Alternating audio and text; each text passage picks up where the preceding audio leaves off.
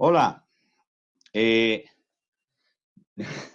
Hola, no veo nada, asumo que estáis por aquí, ¿no? Entonces, bueno, pues nada, ¿qué os iba a decir? Que para mí es una alegría, pues, compartir o empezar incluso este curso de Japón, etcétera, que vamos a hacer, a pesar de que no coincida con los Juegos Olímpicos, ¿no?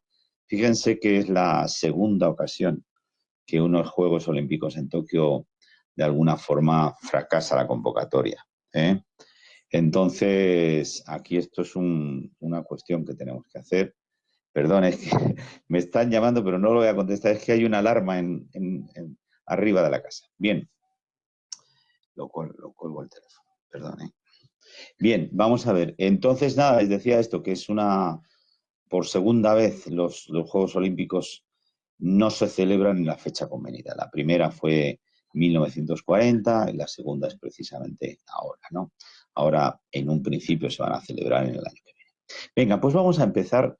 Fíjense, yo les que este primer momento, esta primera charla, va a ser sobre el año 1964, ¿verdad?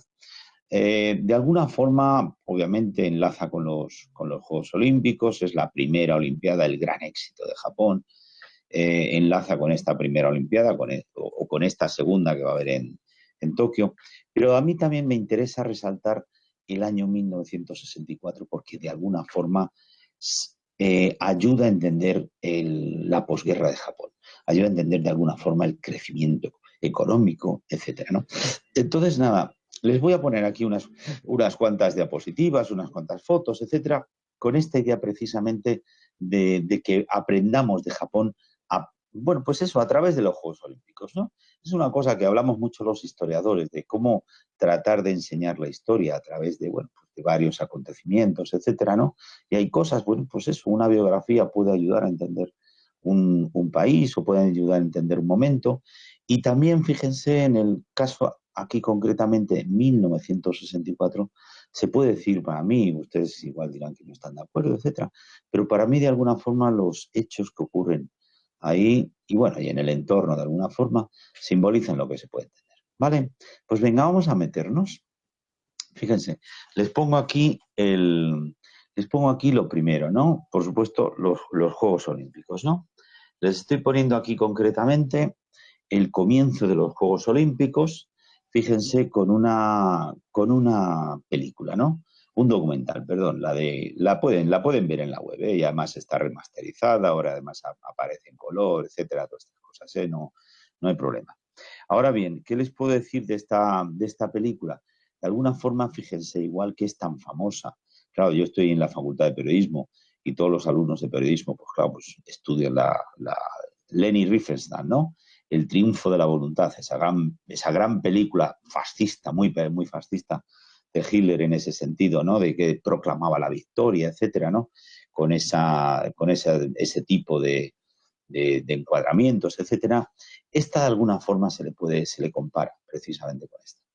Con una gran diferencia, que mientras que en el caso de Hitler o Leni Riefenstahl, los Juegos Olímpicos, lo que simbolizaba de alguna forma era bien la victoria, aquí en este sentido sí que es una película en la cual se puede ver más que la victoria, se pueden ver los sentimientos. Lo pueden ver, ahí les pongo el link. No quiero perder el tiempo en eso, pero lo pueden. Es muy bonita de ver, ¿de acuerdo? Con su momento, por supuesto, trata de reflejar, se puede ver muy bonito, de alguna forma, esa famosa tradición, esa famosa modernidad, no es nada especial, mete a extranjeros por aquí, y claro, por supuesto, como están viendo ustedes aquí, la otra persona que aparece en esta foto es Sakai Yoshinori, fíjense, la única referencia que se puede decir que aparece a la guerra mundial. Este es un chaval que fue muy famoso en su momento, por supuesto, porque había nacido en Hiroshima el mismo día de la bomba atómica. De acuerdo, pues claro, se le escogió, etcétera, una serie de cuestiones, pero más allá de Sakai Yoshinori, se puede decir que bien poca de referencia. ¿De acuerdo? Entonces, bueno, pues eso es uno de los momentos cumbres, por supuesto, en el pebetero, el incendiar el pebetero. Fíjense que esto es una cosa que comienza Hitler en los Juegos de 1936. Antes no lo había, ¿de acuerdo? En ese tipo de espectáculos que hay. Bien, entonces vamos a pasar. nada, no les quiero dar ni mucho la lata con esta cuestión de los Juegos Olímpicos, ¿eh? Pero sí, de alguna forma, si hay un momento cumbre en estos Juegos Olímpicos, es el de las Amazonas Kaisuka. Nada, Kaisuka es por la estación que tenían la más cercana y tal, donde fue el enfrentamiento, fue una cosa, bueno, de alguna forma muy llamativa, ¿no? Es decir, de alguna forma lo que hubo fue eh, lo que hubo fue pues el típico enfrentamiento entre las japonesas que nunca habían perdido ningún juego hasta ese momento frente a las soviéticas que tampoco habían perdido ningún juego y que eran las claramente favoritas. En este caso, obviamente, pues el caso de las japonesas finalmente ganaron y fue pues eso, ese famoso minuto de oro que lo pueden ver ustedes. A ver si me sale por aquí. Si me, yo creía que sí iba a poder ver. Bueno, pues nada, pues esto lo pueden ver aquí también.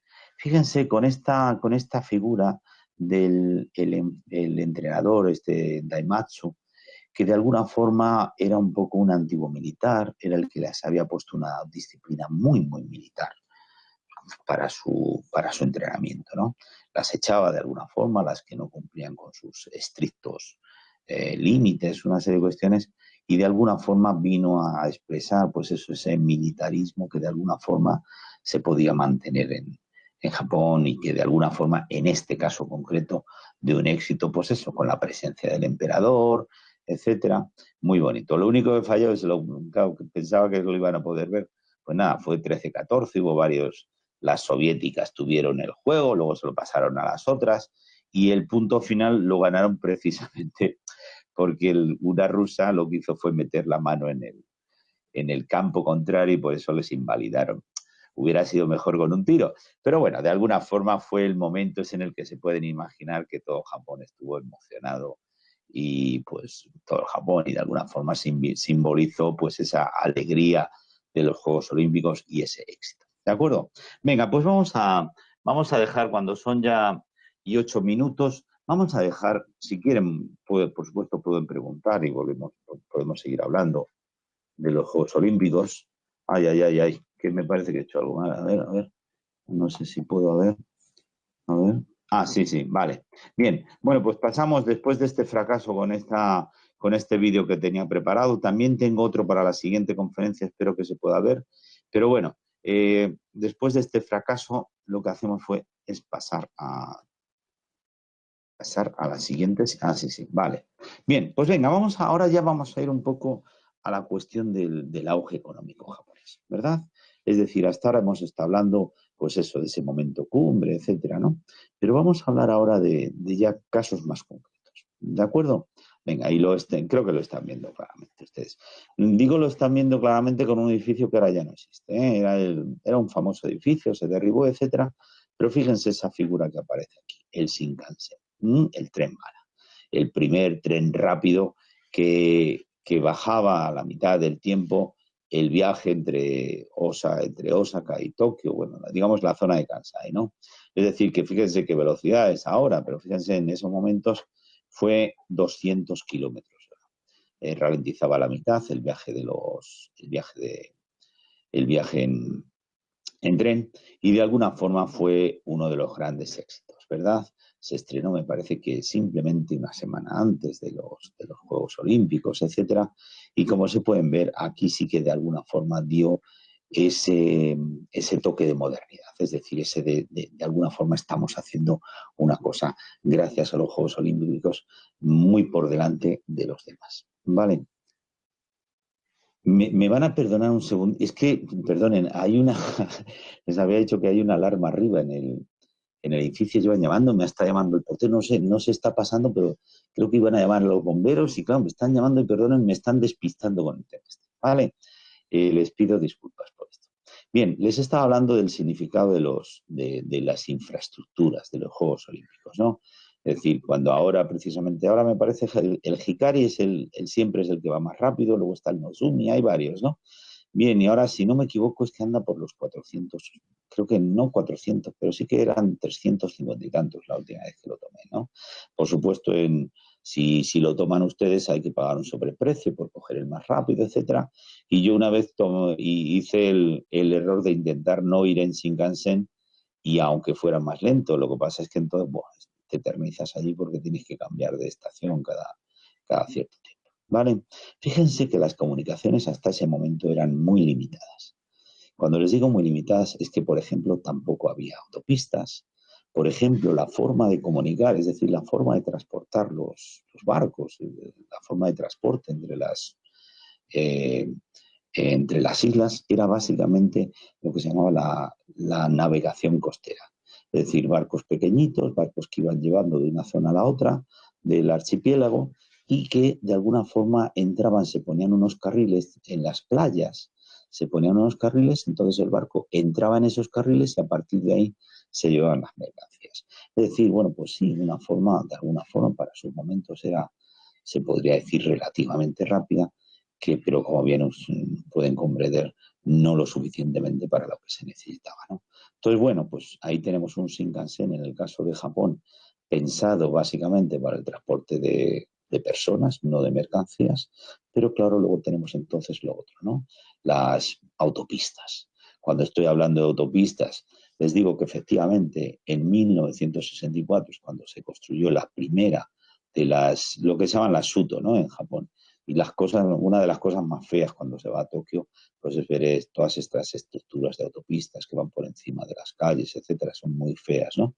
Pero bueno, pues esta necesidad, ¿no? Es decir, necesidad de tener unos transportes mínimamente rápidos y por supuesto estamos hablando aquí de la que está dentro de Tokio, pero por supuesto en esos momentos fue precisamente los momentos del cambio en los momentos del cambio de la forma de comunicarse desde esos barquitos a, digamos, a una forma moderna, con camiones, con autopistas, entre las ciudades, etcétera, ¿de acuerdo? Entonces, en ese sentido, fíjense la importancia también de este año con la inauguración de estas dos formas de transporte. ¿De acuerdo?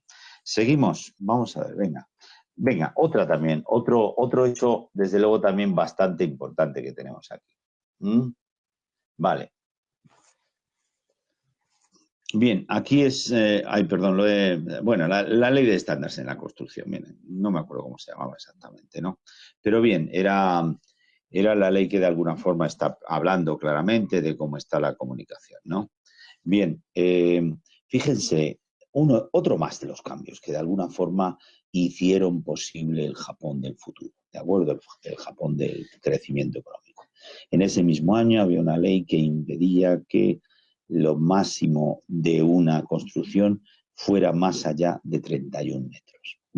Bueno, pues esa ley de estándares en la construcción fue una, la primera que permitió que las construcciones fueran más altas, ¿verdad? Y aquí en este mismo año, obviamente, pues se abrieron dos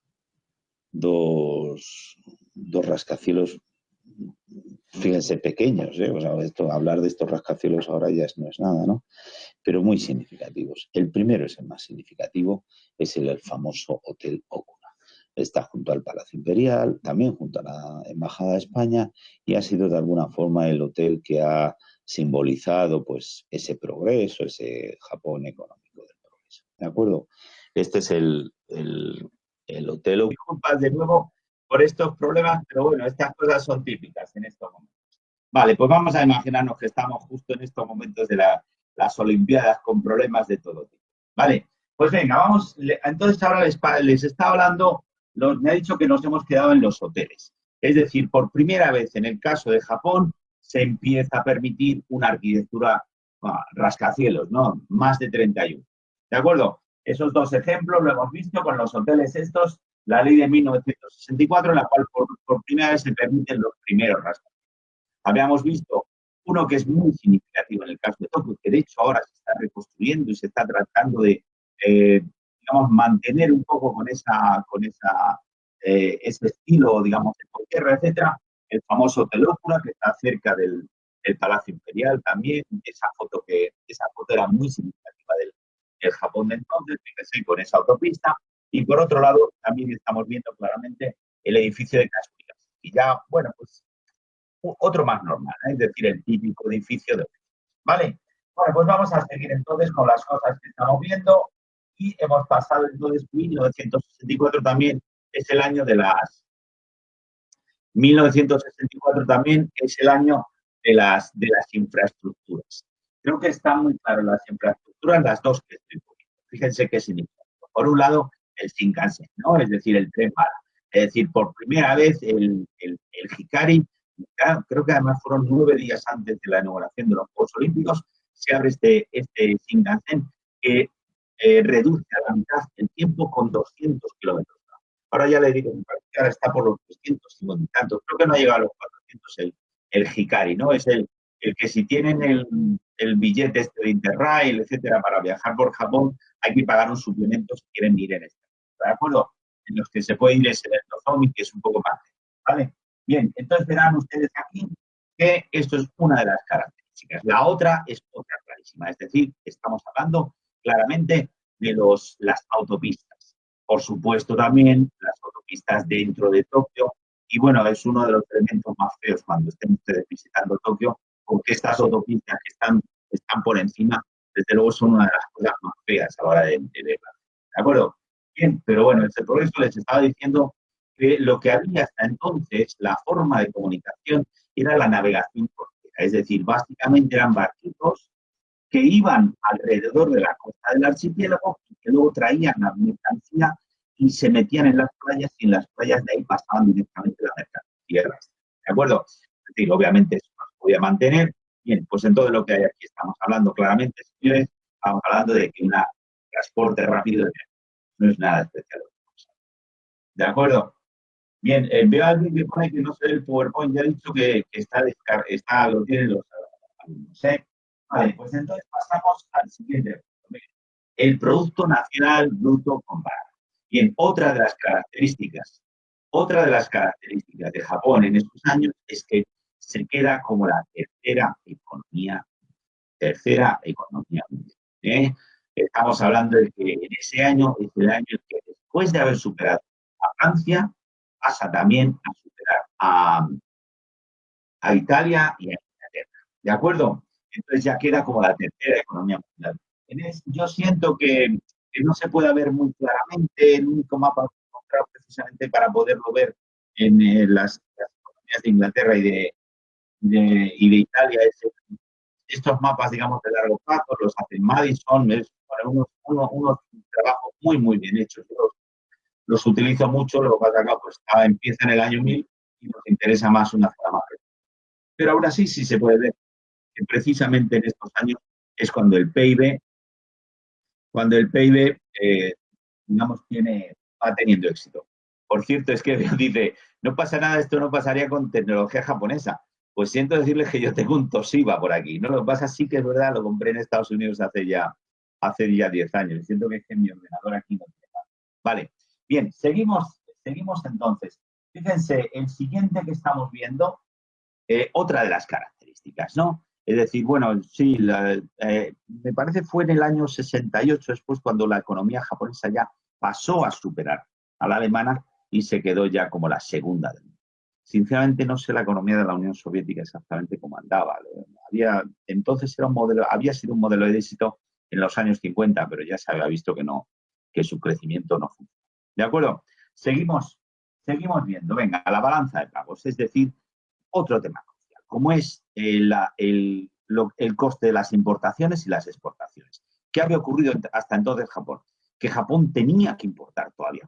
Y no estoy hablando solamente de petróleo, es decir, tenía que importar mucha tecnología, tenía que importar muchas máquinas y lo que hicieron en muchos de estos casos es precisamente importar una máquina para saber cómo funcionaba y a partir de ahí poder ellos aprender la tecnología con la que se había hecho y poder mejorar. ¿De acuerdo? Es decir, tenían un problema grandísimo, obviamente, como decimos, de recursos, de dinero con el que pagar la tecnología, ¿no? Una de las características de Japón precisamente es saber comprar una tecnología, eso sobre todo en cuestión de óptica, ¿no? Tecnología muy barata por parte de las empresas estadounidenses, se creían que no les iba a servir para mucho, entonces parece ser que se la dieron muy barata el derecho a utilizar esa tecnología. ¿De acuerdo? Bien, entonces vemos aquí claramente Fíjense que por primera vez en el año 64 empieza a tener de una forma continuada Japón más exportaciones que importaciones. Por supuesto, en el año 73 no ocurre eso, pero sí que se puede ver que por primera vez tenemos. En este mapa se ve claramente, porque fíjense, por ejemplo, saben, el auge económico de Japón había dependido muchísimo de las situaciones externas.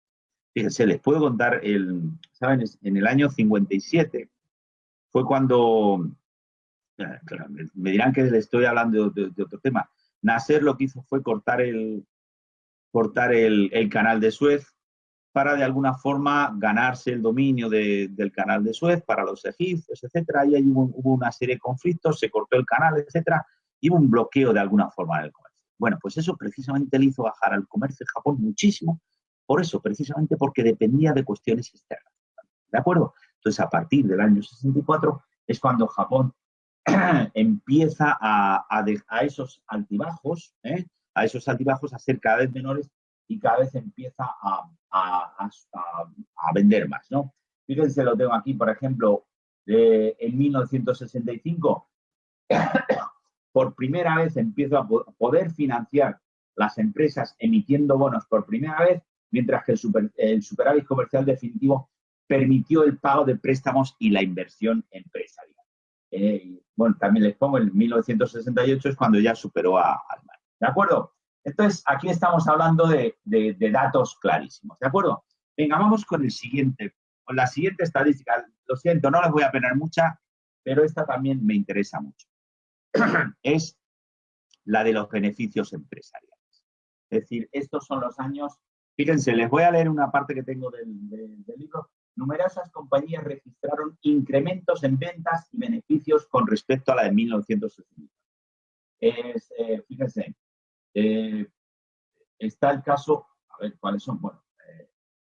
Bueno, pues tenía una lista de las ASI, Sony, Hayakawa, Matsushita, que Matsushita es Panasonic, Sony, etcétera, Sanyo, la Nissan, es decir, son las compañías en las que por primera vez empezamos a hablar claramente de que las compañías japonesas están ya ganando mucho dinero. ¿De acuerdo? Y esto es precisamente también en esto. ¿De acuerdo? Cuando les empieza a sobrevenir de alguna forma el dinero. Y no solamente por las compañías, porque también lo que podemos ver claramente es que esos avances tecnológicos también están permitiendo que empiezan a surgir empresas.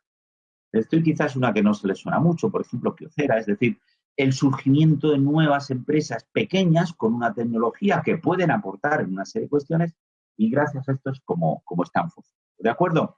O sea que creo que es interesante que veamos aquí, aunque no se ve muy claramente, fíjense el mapa la estadística que les he puesto precisamente empieza con estos años, lo que está queriendo demostrar es que ahora las empresas japonesas, a raíz de la crisis del 2008, es cuando están teniendo unos beneficios empresariales mayores que. Pero bueno, esto ya es cuestión de actualidad. También se ve otra también de los beneficios de las empresas japonesas con respecto a la salud. ¿De acuerdo? Vale, pues venga, vamos a pasar a otro tema. Vamos a pasar a otro tema que también resulta interesante. Fíjense, porque una de las cosas que más se ha hablado de Japón durante todo este tiempo ha sido precisamente esta idea del just in time, ¿no? La organización japonesa. El cómo han conseguido los japoneses de alguna forma tener una forma de producción que ha superado a las demás. Y nada, y entonces aquí simplemente les digo, 1964, otra vez por eso les digo que creo que es tan interesante, es las primeras fábricas modernas de Japón. Aunque vamos a decir, perdón el título que les pongo, competitivas. Cuando digo competitivas me estoy refiriendo, por ejemplo, a la fábrica de Toyota en Motomachi, ¿no? Y la de Nissan en Okama. ¿A qué me estoy refiriendo? Al just in time, es decir, las primeras fábricas en las cuales están construyendo los primeros vehículos competitivos para el mercado internacional. ¿De acuerdo? Fíjense, bueno, les digo un nombre que les va a sentar, que les van a decir que no es muy llamada, no es muy para publicidad, ¿no? El Toyota Corona. Bien, el Toyota Corona precisamente es el que salió de esta fábrica, el gran éxito, digamos, fue el primer coche competitivo, ¿no? Luego el de Nissan, ahora no me acuerdo cómo se llama, ahí, no me acuerdo ahora exactamente del nombre. Bien, o sea, los dos grandes coches que empezaron a dar la fama a los coches japoneses, ¿de acuerdo? Entonces, fíjense, entonces aquí también estamos hablando, claro, de todas estas cosas que se está hablando tanto de Japón, el Just in Time. Saben que el Just in Time de alguna forma es una de las muchas cosas de las que se habla de Japón, en las cuales lo del Just in Time básicamente es que se van recogiendo las cosas de las diferentes fábricas en su momento y se van llevando a la fábrica, ¿no? ¿Esto qué significa? Que las empresas tienen que cumplir estrictamente.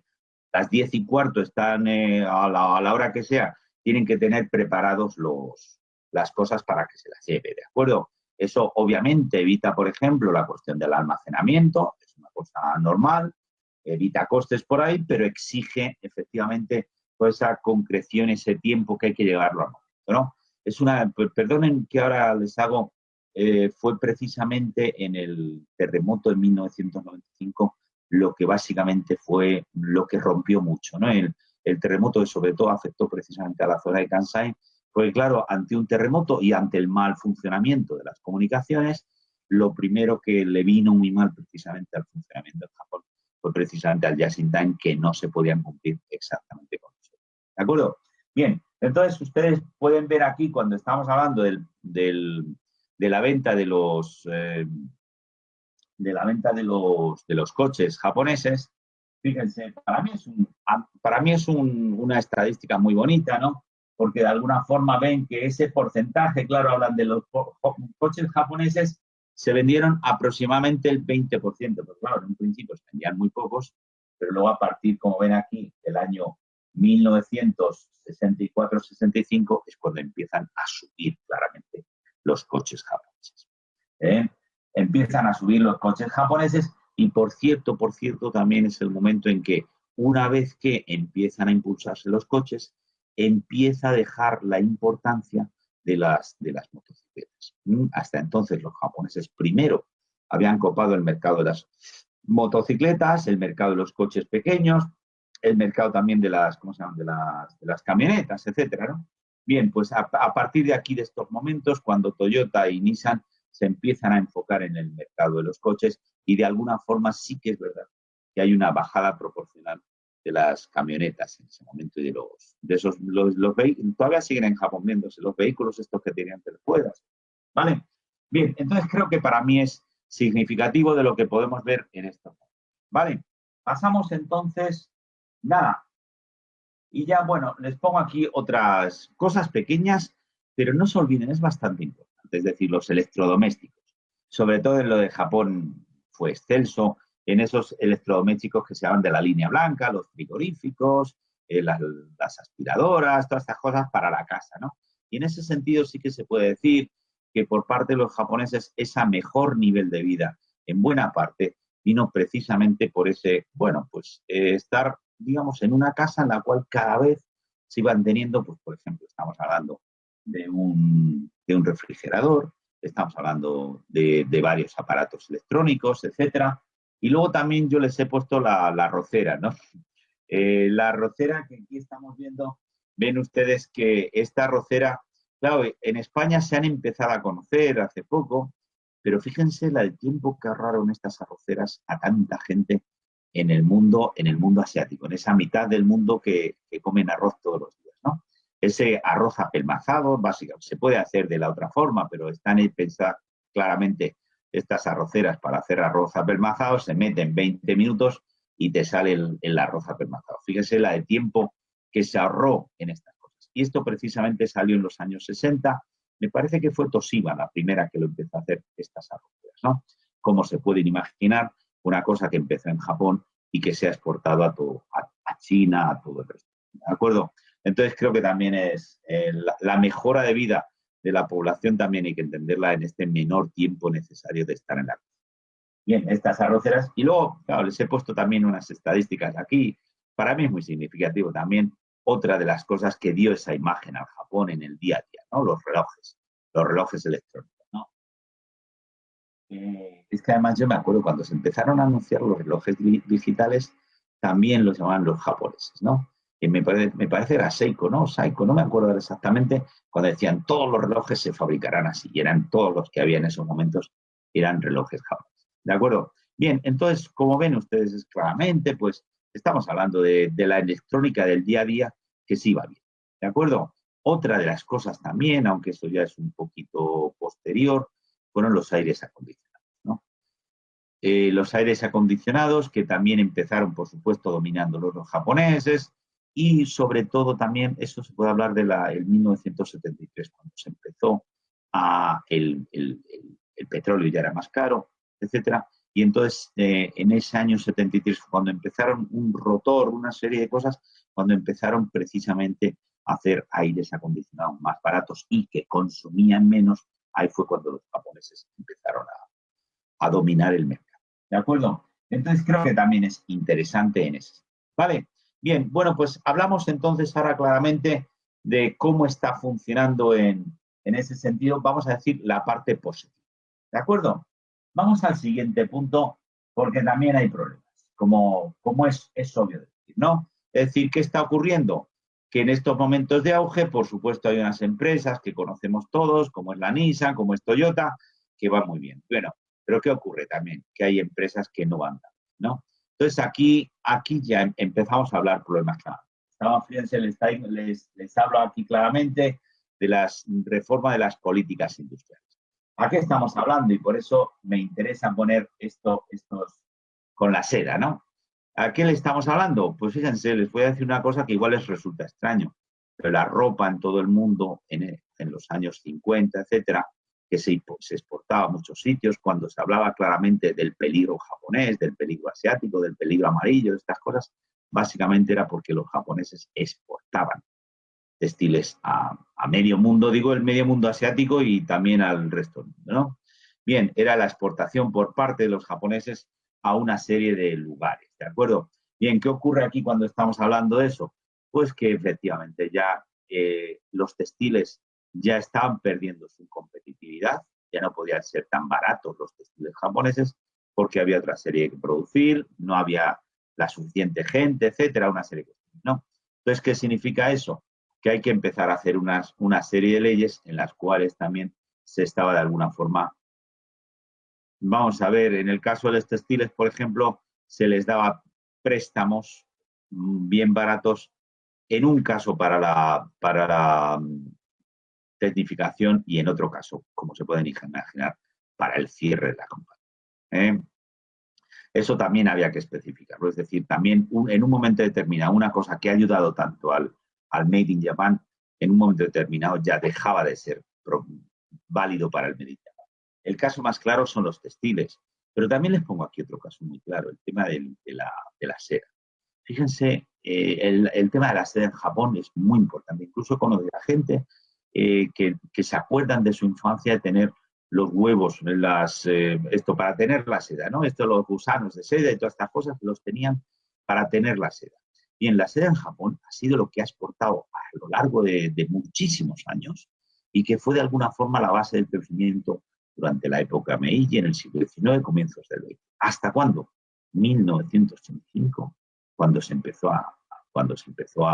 inventó, el nylon.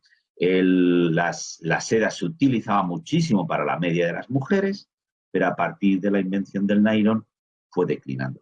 ¿Qué significa eso? Pues obviamente que ya no se puede exportar tanto como antes. Incluso hay que limitar la exportación de seda a unos casos muy concretos. ¿De acuerdo? Es uno de tantos casos. Entonces les pongo aquí el caso de la serigrafía, de la seda aquí concretamente, pero hay más casos. Y fíjese, les pongo para mí, esta es una foto que es muy llamativa, ¿no? La del rascacielos, este edificio alto que está totalmente destruido.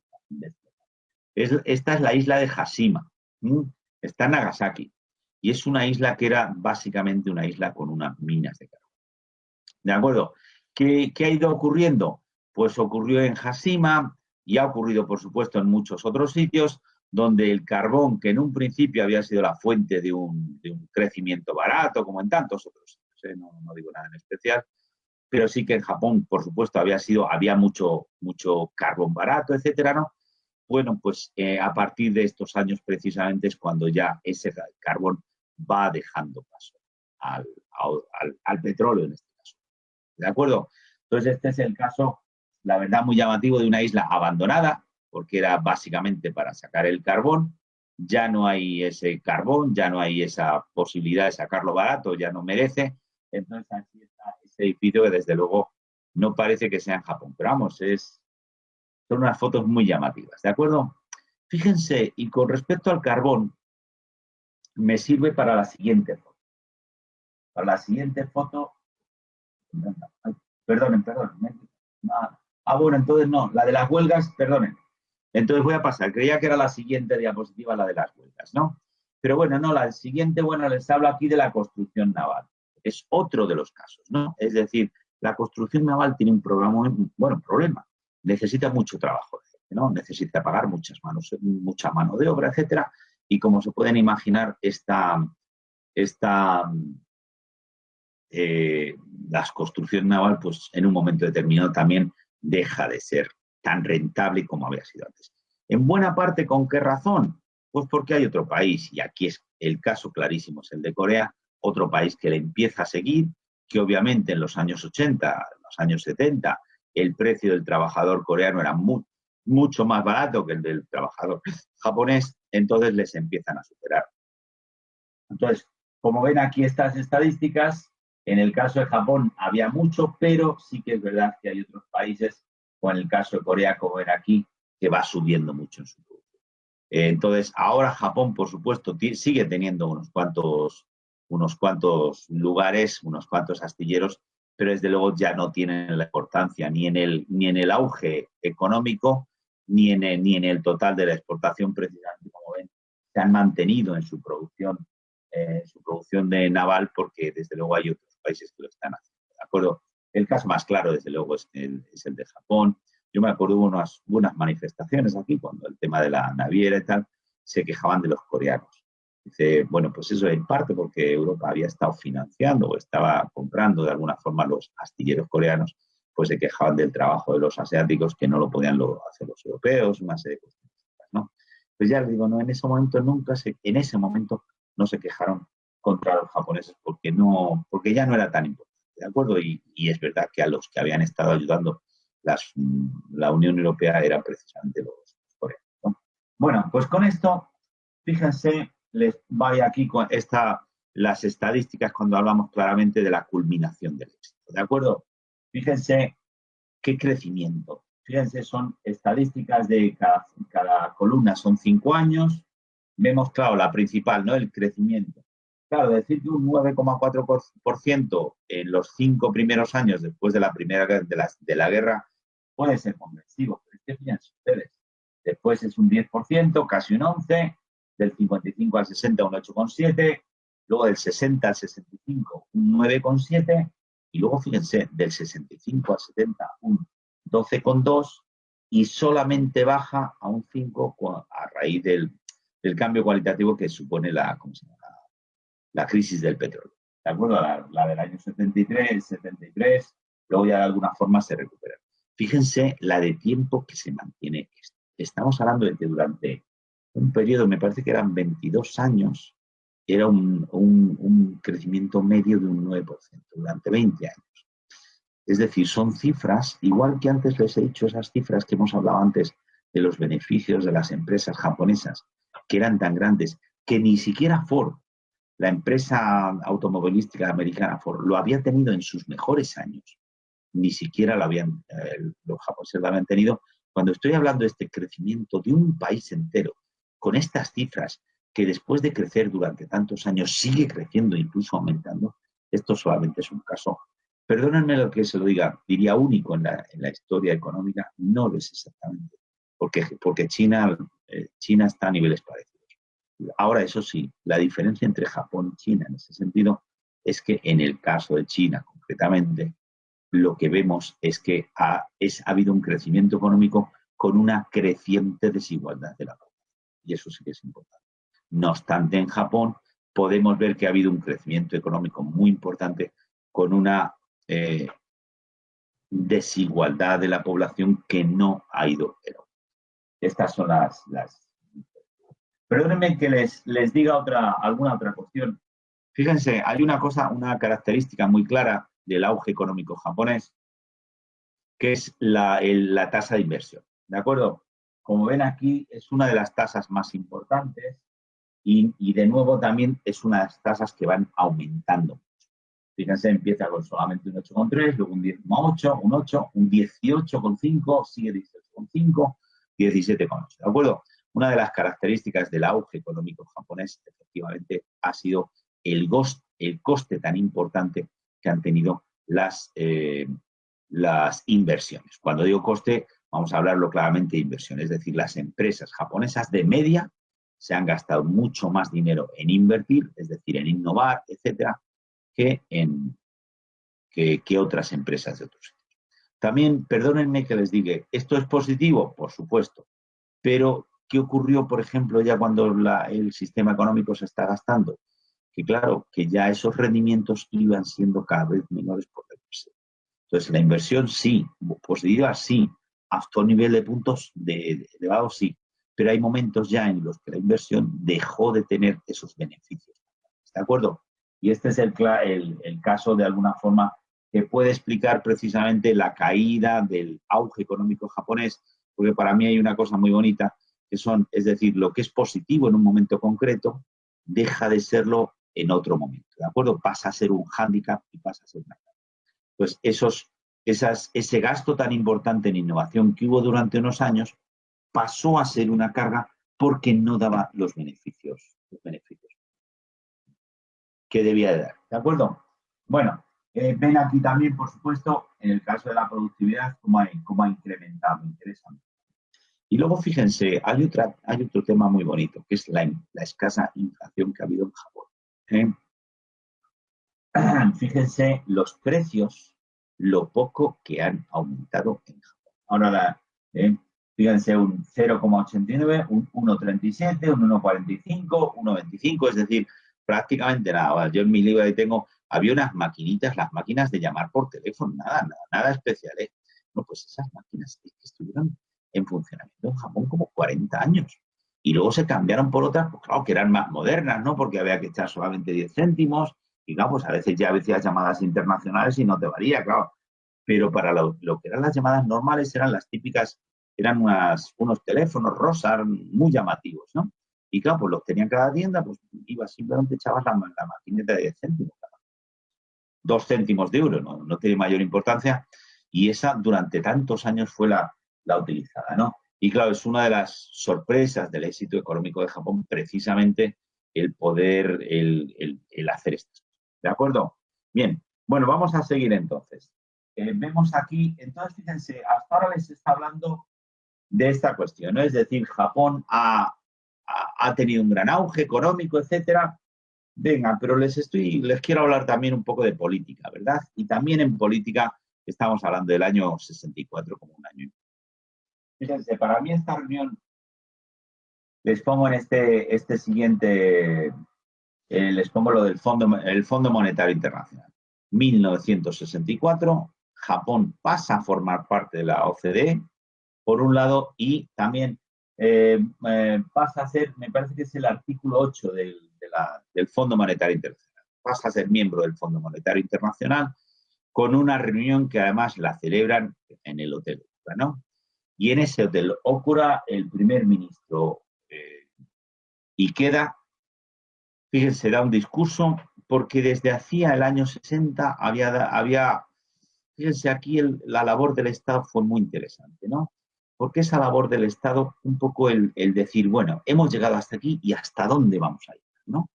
Bien, entonces aquí en el año 60 el primer ministro Ikeda hizo una cosa para mí muy interesante, es decir, señores, vamos a doblar la renta per cápita del país, ¿de acuerdo? Es decir, no solamente va a crecer la economía, sino vamos a crecer el nivel de vida de todos los japoneses. Total, 1960, en el 1964 se reúne y lo que dice Ikeda, digan ustedes, que vamos por encima de las previsiones. Porque su plan era, en 10 años vamos a doblar la renta per cápita. Y dijo, señores, vamos por encima de las previsiones para doblar la renta per cápita. Bien, esto obviamente significa para mí una cuestión muy bonita, es decir, el Estado tiene que de alguna forma el dirigir, por supuesto dirigía a las empresas, decía, bueno, pues usted se puede mirar este mercado, les hacían para las empresas estudios de mercado, etcétera, ¿no?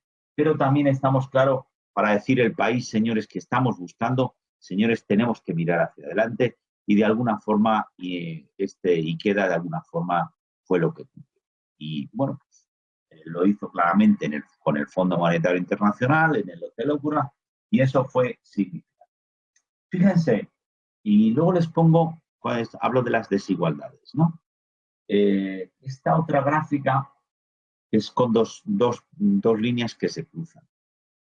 Esto es, para mí, de nuevo es muy significativo. Pero fíjense que cuando les he hablado esto con China, el crecimiento económico más o menos es parecido, pero sí que es verdad que en el caso de China ya he dicho que ha habido una mayor desigualdad, ¿no? ¿Qué es lo que pasó en Japón? 1964, fíjense lo que hay, un incremento del 14% del precio que se pagaba por el arroz. Un incremento, repito, del 14% del precio anual que se pagaba por el arroz. ¿Eso qué significa? Claro, un significado político crucial. ¿Eso qué significa? Obviamente que los campesinos se estaban manifestando, luego se siguieron manifestando, ¿no? Pero básicamente significa que un apoyo del campo al progreso. Y también significa, en ese sentido, pasar ese crecimiento que se estaba dando en las ciudades o en los centros industriales, significa pasar ese crecimiento al resto del país. Muy, muy significativo. Por supuesto, había habido crecimientos de otros países en otros años también importantes, pero ese año fue además ya específico con el arroz, ¿no? Eso significa ese lobby agrario que va a tener mucha importancia, significa obviamente que los diputados van a poder conseguir, por supuesto, eso, como en tantos otros países, van a poder conseguir tener sus votos o conseguir su escaño con menos votos que en otros países, y va a significar que para tener los votos de los campesinos, de las zonas rurales, hay que invertir. Me estoy refiriendo, obviamente, aquí, en estos precios de la comida. Me estoy refiriendo también, por supuesto, pues, el Shinkansen, los tres balas que se están construyendo por todo el país. ¿De acuerdo? Pero también hay otra cosa importante, es decir, ahora el campo por primera vez se está viendo claramente beneficiado por el auge económico del país. Es decir, estamos diciendo aquí claramente, por primera vez estamos viendo que el país se está beneficiando no solamente los de las zonas rurales, los que migran a las zonas urbanas, sino también los de los campesinos. ¿De acuerdo? Este sentido es muy significativo. Entonces, ven aquí que efectivamente esto habla, por un lado, de la productividad.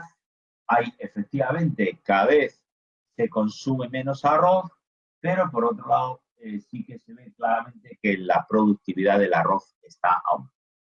Yo estuve allí precisamente, el primer año fue, me parece, en el año 93, el primer año en el que se tuvo que autorizar la importación de arroz.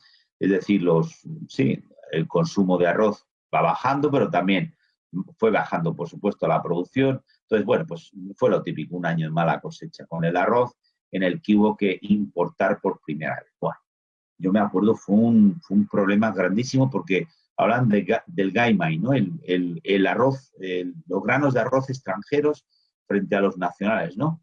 De que había que señalarlos, exactamente. Bueno, allí es que la verdad es que se compra el arroz en bolsas de 5 kilos, incluso a veces es más, etcétera, ¿no? Se consume mucho, eso es obvio. Pero fíjense, de alguna forma fue un ejercicio de introspección nacional, el decir, oh, vamos a comprar por primera vez arroz extranjero, ¿no? Entonces, señalando cuál era el arroz extranjero y cuál era el arroz. Fue un problema muy bien. Bueno, pues entonces también, de alguna forma, también me lo señala claramente a mí esta. Seguimos. Bien. Fíjense, ahora pasamos a la fotografía que yo pensaba que les iba a poner antes, ¿eh? La de las huelgas. ¿De acuerdo? Bien, por supuesto, no nos olvidemos también Eso lo pasa, puede que sea el año 1965, 1973, 63, el año en el que hubo más huelgas en Japón. ¿Qué significa eso? Fíjense, la huelga más importante en Japón se celebró en el año 1960. Es la huelga de Miike.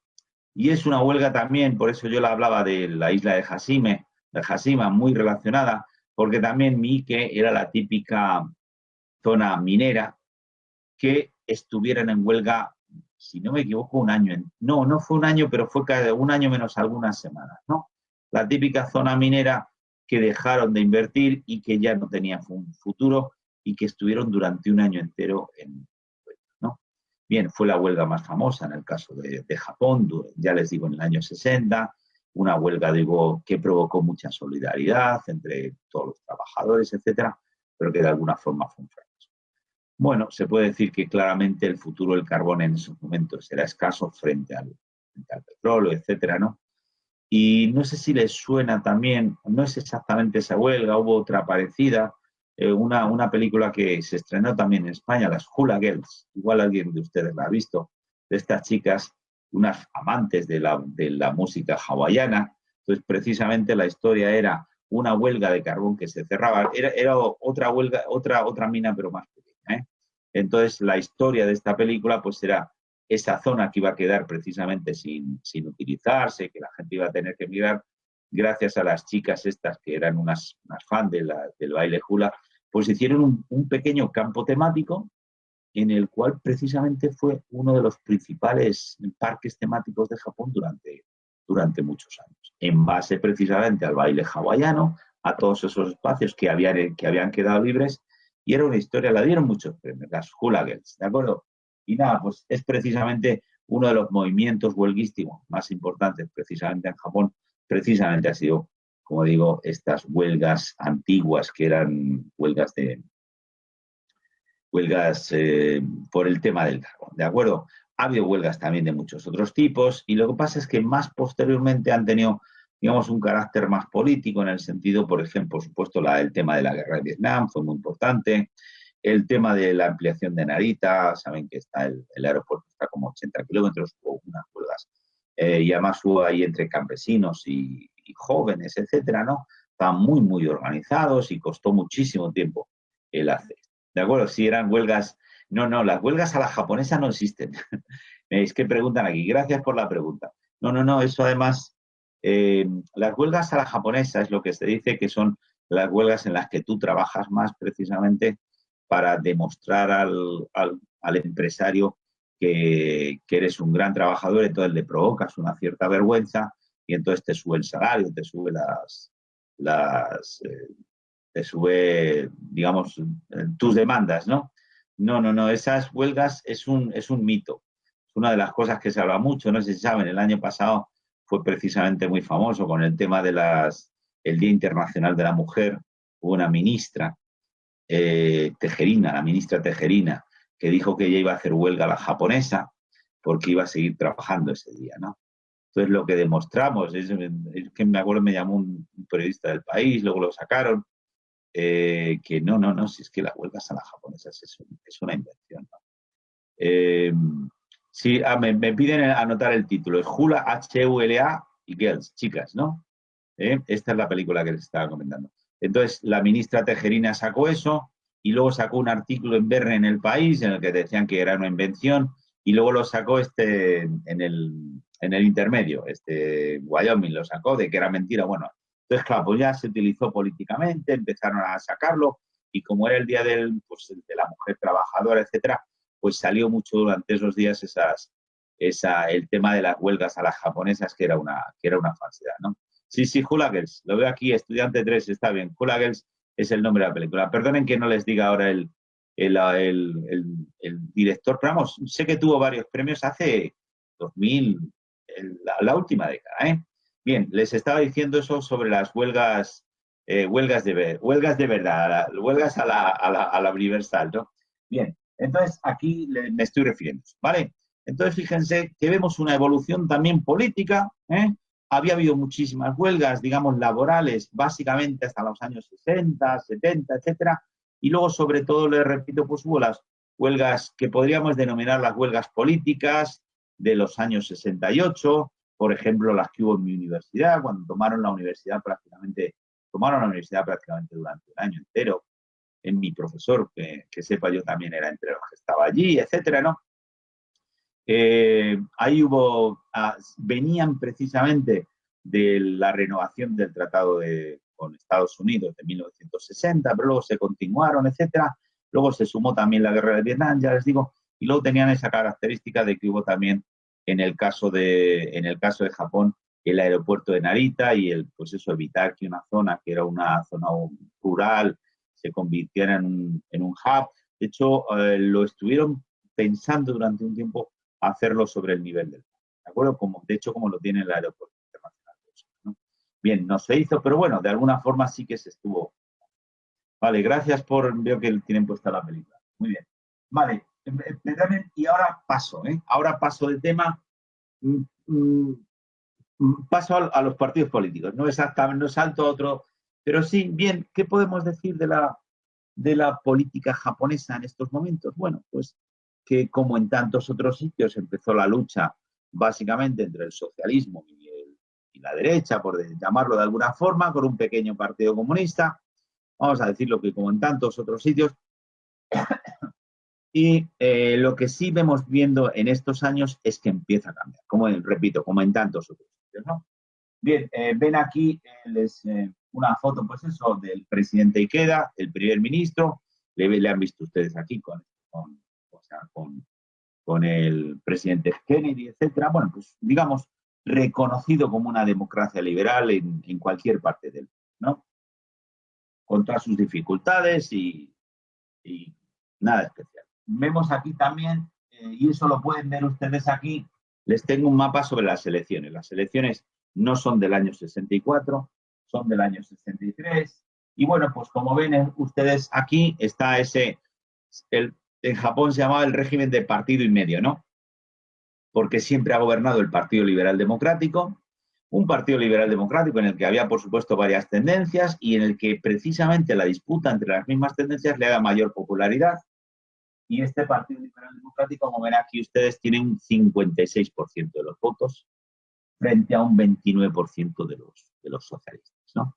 Los socialistas que también precisamente estaban divididos, hay los socialistas moderados, el Partido Democrático Socialista, que de alguna forma se había partido, bueno, hay un asesinato famoso, el de Asanuma, ¿no? En 1960, que además se ve ahí Asanuma, lo pueden ver en internet, un chaval de extrema derecha, cuando este hombre estaba dando un mitin, se le llegó allí con las espadas estas de los samuráis, con una espada de las cortas, ¿no? Los samuráis llevan la espada larga y la espada corta, pues nada, le mató delante de las cámaras, ¿no? Es otra de las cosas que de alguna forma para mí marcan la política japonesa y de alguna forma tras este asesinato los socialistas moderados se separaron del partido. ¿De acuerdo? Entonces ven ustedes aquí, bueno, pues podemos decir que esta evolución de la democracia japonesa es relativamente frecuente en estos años, pero sí que es verdad que hay una gran diferencia. A partir del año 64 pueden ver ustedes esta evolución, este meeting primero que hay. Esta es la fundación del Komeito, el partido del gobierno limpio. ¿De acuerdo? Bien, la gran diferencia en este caso no es exactamente su postura política, una postura de centro en la cual primero se solía asociar con los socialistas y ahora está asociada con el Partido Liberal Democrático. Son básicamente pacifistas, también se le puede decir, sino que es un partido impulsado a partir de una secta budista. Soka Gakkai. Cuando digo, cuidado, cuando estoy diciendo secta, no lo digo en el sentido peyorativo como lugares peligrosos, sino básicamente en el budismo las diferentes escuelas, se puede traducir como escuela también, lo que pasa es que se utiliza la palabra, ¿de acuerdo? Entonces, aquí sí que es verdad, la gran diferencia en el caso de Japón es que si bien en lugar de fundarse un partido, digamos, de centro, en este caso este partido de centro tiene una idea muy clara de que es a partir del partido budista que es la sociedad.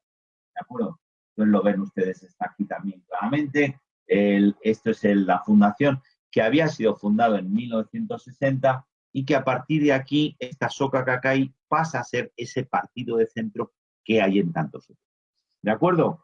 Con esas características, les repito, es decir, yo creo que se les puede decir que gracias a ellos, de alguna forma, es por lo que se mantiene esta constitución pacifista, porque es una de las condiciones que de alguna forma ponen, son los más reacios a cambiar la constitución en ese sentido, y precisamente los judistas, el Comeito, pasa a ser el partido de centro, con todos los problemas que supone ser asociado con un sitio religioso, con una secta religiosa.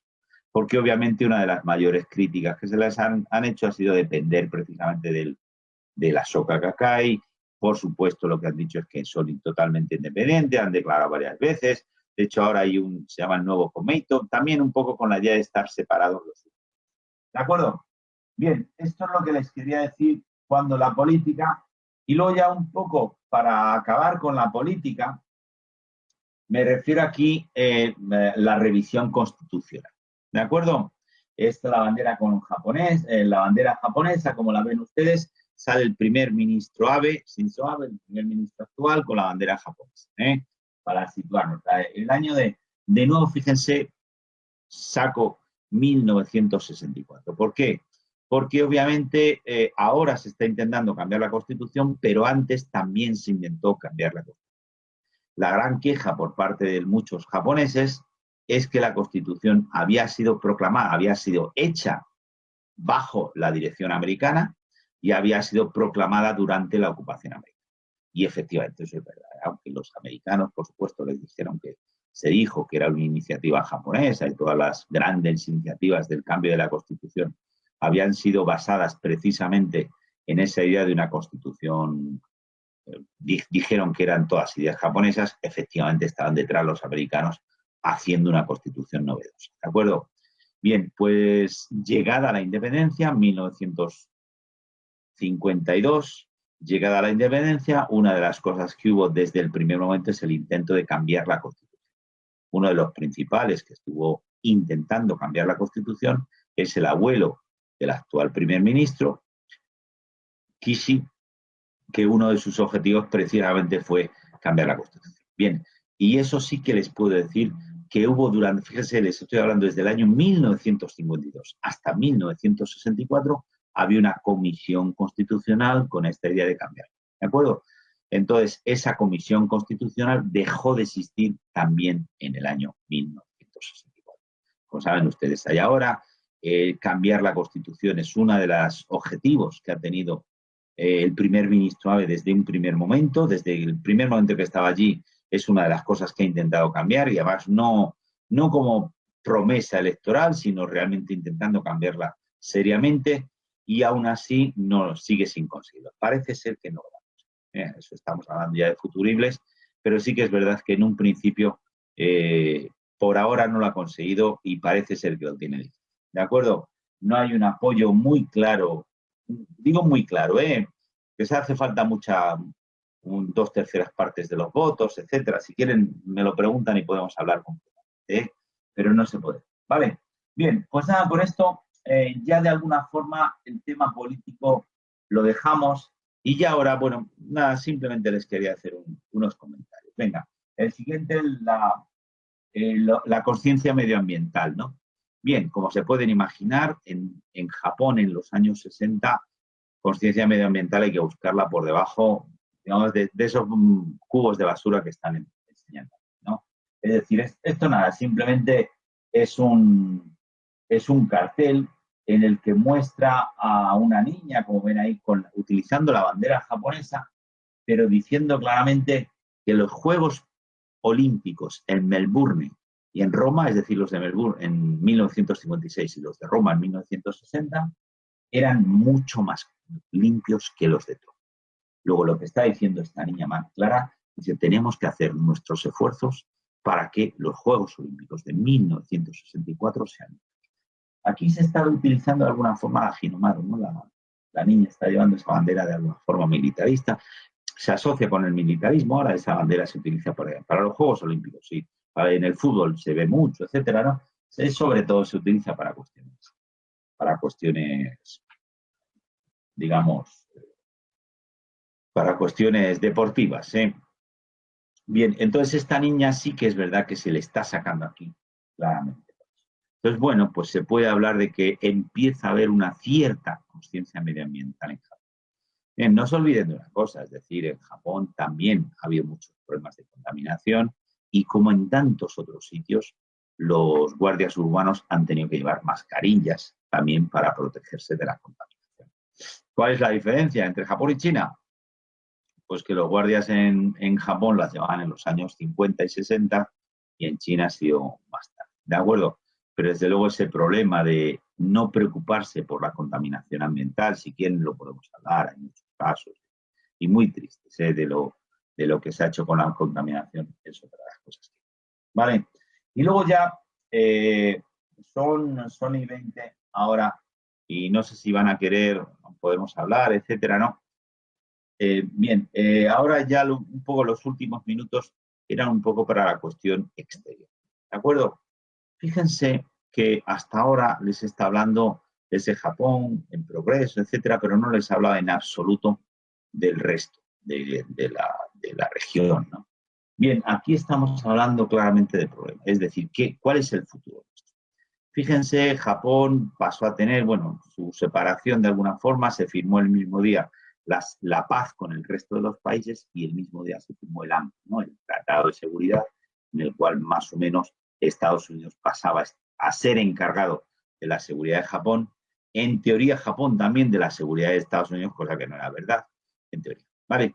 Bien, y así de alguna forma funcionó, es decir, Japón como el pivote de Estados Unidos en la región. Estados Unidos fue de alguna forma el país que dirigió, vamos a ver, exteriormente el auge económico de Japón. Cuando les digo dirigir exteriormente, por ejemplo, a la hora de las exportaciones, fue decisión de Estados Unidos el que Japón no tuviera relaciones económicas con la China comunista. Y a cambio de eso que lo tuviera con Taiwán.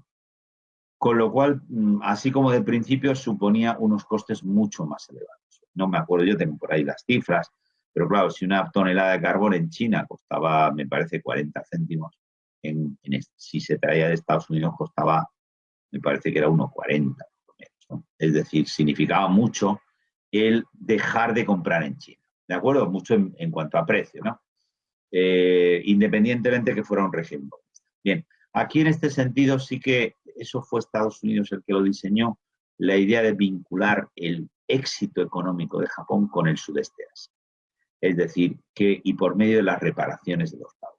Es decir, ¿qué es lo que se hizo de las reparaciones de los pagos de la Segunda Guerra Mundial?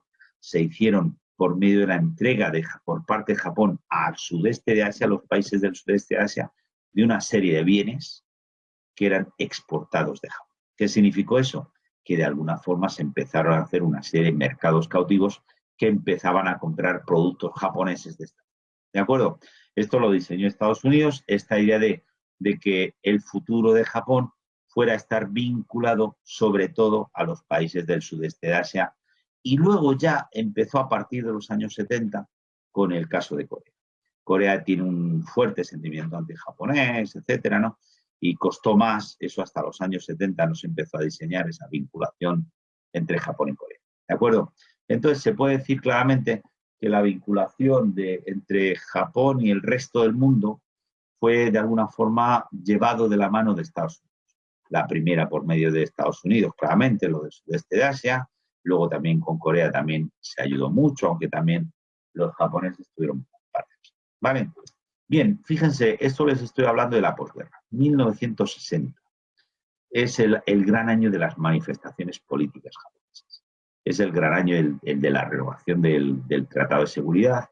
Las mayores manifestaciones que ha habido en Japón fueron precisamente cuando fue la renovación, se había firmado de alguna forma un tratado y bueno, pues había que firmarlo a los 10 años, la renovación. Hubo unas manifestaciones inmensas, pero cuando les digo inmensas, de que estaba ahí medio país, por decirlo de alguna forma. Sí, miren, por cierto, una página web, como veo que la tienen ustedes aquí mirando, hay una página web preciosa, preciosa, que es del MIT, el Massachusetts Institute of Technology, el MIT, ¿no? Entonces, si ponen el MIT Meet, y luego también pueden mirar Visualizing Cultures, mirando las culturas, ¿no? Dentro de ello hay un artículo precioso, precisamente sobre la huelga de 1960. ¿De acuerdo? Bien, les sigo contando esto de la huelga, porque de alguna forma, claro, pues Japón, pues sí, independiente, pero no, porque estaba dependiendo de Estados Unidos, estaba claro, ¿verdad? Es decir, y claro, pues hubo muchas protestas en estos años, vamos a decir que de alguna forma fracasaron, porque efectivamente se firmó ese tratado. Hay algunas imágenes famosas cuando los diputados socialistas no querían ir ahí, tenían que retrasarse, algunos se pusieron en el suelo precisamente para impedir que los otros diputados llevaran. Para algunas votaciones la policía les tuvo que llevar dentro del Parlamento, les llevaban no arrastrar, ¿cómo se llama? Entre los policías les llevaban entre ellos, ¿no? Una serie de cuestiones. Bueno, fue muy famoso, muy famoso. Fue muy problemático. Entonces, claro, es un poco la idea de decir qué tipo de país, ¿no? Y entonces aquí para mí este año 64 también es interesante, por de alguna forma la forma de tratar de buscar una cierta independencia. Ya lo veo aquí, efectivamente, Visualize Impulse. Pues hay uno en 1960, se llama JOSTY, me parece, JOSTY, que habla precisamente sobre las huelgas de 1960. Bien, entonces aquí, claro, un poco la idea de Japón, señores, ¿qué hacemos nosotros con este país, no? ¿Qué es lo que podemos? ¿Qué futuro exterior le buscamos que ya de alguna forma sea independiente? Bien, entonces por eso les pongo aquí, precisamente porque entonces es cuando empieza a salir un artículo, en el caso del Japón, una revista, no tiene mayor importancia, pero es que se titula, a mí me interesa mucho, Japón como nación. Es decir, de alguna forma buscando esa independencia frente a otros países, ¿verdad? Y entonces, para mí me interesa mucho precisamente por eso buscar un nuevo camino. Ya, por supuesto, agradeciendo mucho a Estados Unidos con esta amistad, todo lo que quieran, ¿no? Pero sí buscando esa independencia. Y me interesa precisamente también eso, porque, y ahora yo creo que fue en 1964 también. Justo, fue en 1964, pero ya no es de Japón, es de China. 1964 es en el año en el que China prueba su primera bomba atómica. Claro, aquí es un tema muy interesante, ¿no? Pero claro, fue una política de Mao, vamos a ser independientes. Bueno, ya es meterme en otro país. No quiero decir nada sobre el tema este, ¿no? Pero ahí sí que es cuando Estados Unidos, por decirlo de alguna forma, por primera vez dice claramente, oiga, ustedes, señores, tienen que gastarse más dinero, porque ustedes hasta ahora se están gastando no más que un 1% en el Producto Nacional Bruto. Oiga, ustedes en seguridad, ¿no? Y aquí es cuando, fíjense, se puede ver claramente que por parte de los japoneses empezaron a decir, bueno, oiga, ustedes son los encargados de solucionarnos ustedes son los encargados de solucionarnos la seguridad, ¿eh? Entonces aquí fue un poco vamos a decir, perdónenme que lo diga así, las primeras muestras claramente de disidencia por parte de Japón, del gobierno de Japón. Ya, por supuesto, la población la había mostrado. Tal. Primera disidencia por parte de Japón, decir, bueno, si estamos con el Tratado de Seguridad, nosotros esto es lo que no podemos gastar, no podemos invertir ahora en armas nucleares, ¿no? Entonces fue el primer año en el que por primera vez, a pesar de que China es un país tan cercano, a pesar de ser China un país en el que efectivamente podía probar las bombas nucleares en territorio japonés, donde los japoneses tuvieron muy claro que no se podían invertir más en gastos nucleares. Entonces, aquí, a pesar del temor adicional que supone, eso es obvio, la nueva bomba nuclear por parte de nuestro vecino chino, a pesar de eso, no vamos a aumentar el gasto en armamento. Entonces, esto fue lo que le dijeron a Estados Unidos. Incluso, bueno, también les digo otra cosa que es verdad, pero es falso, ¿eh? Me estoy refiriendo a que en esos momentos fue cuando se proclamó que Japón iba a ser el país que iba a estar claramente, me parece, las 3 prohibiciones sobre la nuclear. Me parece que que no producir armas nucleares, otro era no guardarlas y tampoco no dejar que pasara ningún barco con armas nucleares. Falso.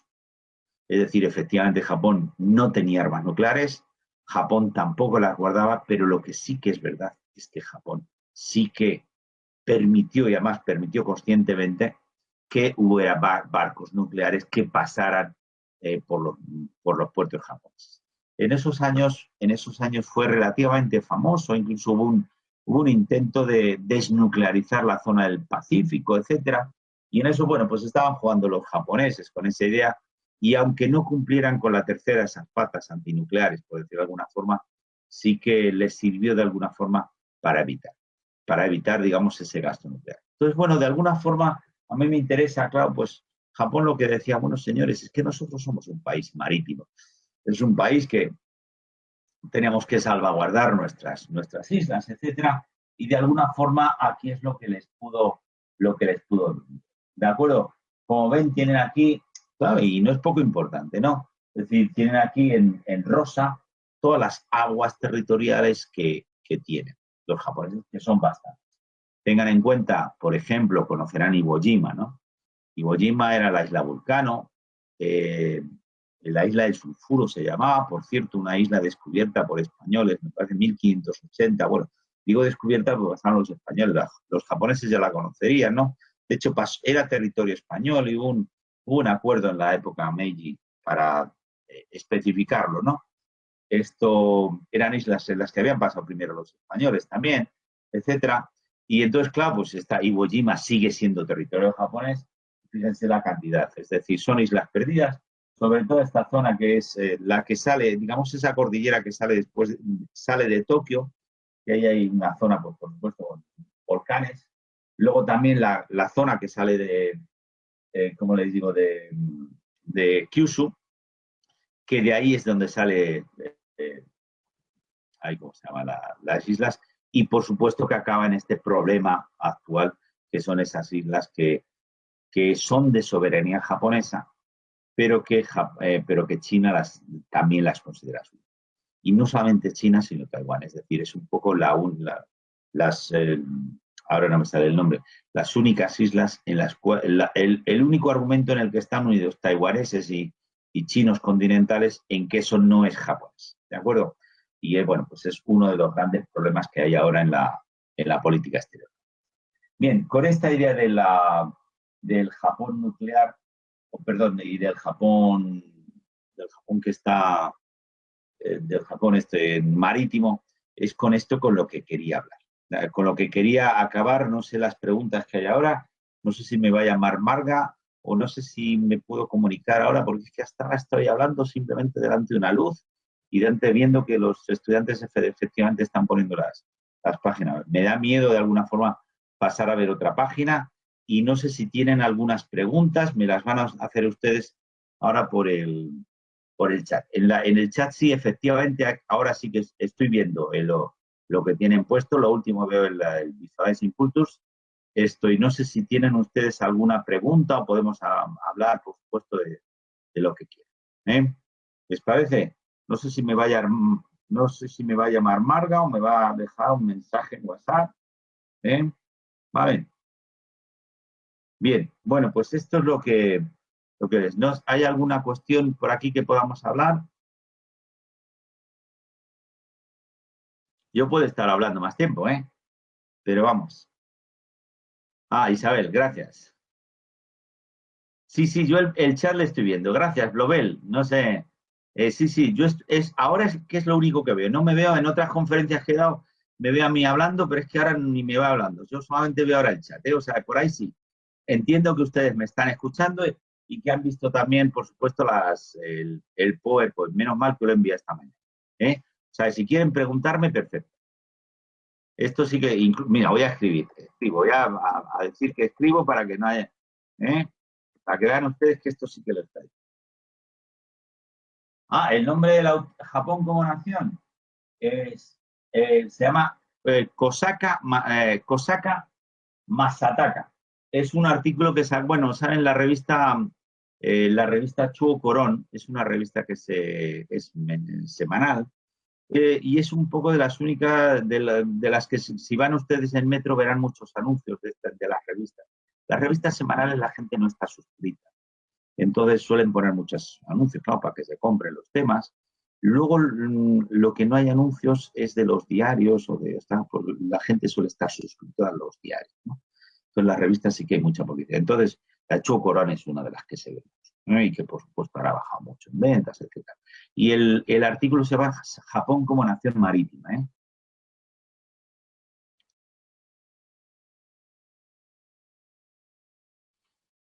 Bueno, espiral de deflación. Sí, vamos a ver, yo estuve, claro, y además es que yo estuve allí también cuando estaban hablando precisamente de comprar las cosas, el ENDACA, ¿no? Es decir, una de las cosas que se empezó a ver en su momento, y ya les digo que yo llegué en el año 90, justo cuando, y precisamente se lo comentaré un poquito, ¿no? En la siguiente conferencia. La espiral de deflación de alguna forma fue precisamente eso, es decir, que por los precios en el exterior, por primera vez, es el ENDACA. El ENDACA es el yen, el taka es Takagi, ¿no? De alto. Es decir, que el yen estaba alto, ¿verdad? ¿Eso qué significa? Que el yen estaba alto, pues que obviamente había los precios que estaban en. Claro, eso se anunciaba mucho. Yo me acuerdo que compraba el zumo de naranja, de repente era muchísimo más barato gracias al ENDACA, ¿no? Porque importaban las naranjas y salían baratas, ¿verdad? Claro, ¿qué significa si estamos bajando los precios?